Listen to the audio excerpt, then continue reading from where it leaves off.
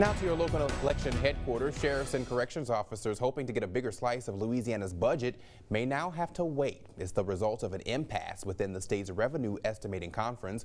Local 33 Capitol correspondent Harrison Golden explains what the fuss is all about. We ought to be glad at Christmas season we're finally getting some good news relative to our budget, and this puts a damper on it. 3 members of Louisiana's income forecasting panel say the state is sure to collect more than enough revenue next fiscal year to give prison guards and teachers a pay raise. But in this 4-member conference, 3's not enough. Speaker Barra, no.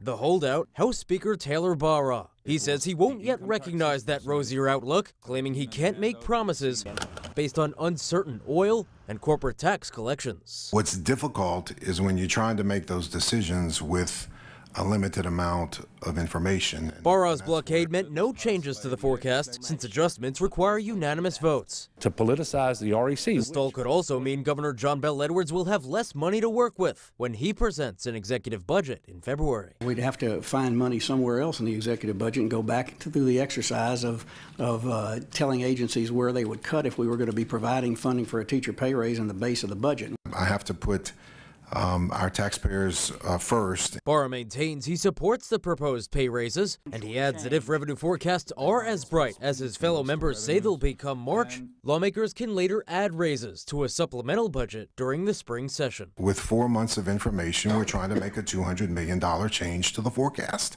And that's what I struggle with. It has nothing to do with who's getting the money. Darden expects the conference to see common ground again in either January or February, before the governor presents his budget. That's all I have. Though Barra stresses he wants to wait until March. For your local election headquarters, I'm Harrison Golden. Now, just so you know, the Revenue Estimating Conference is made up of the state's chief budget advisor, the Speaker of the State House, the President of the State Senate, and an appointed economist.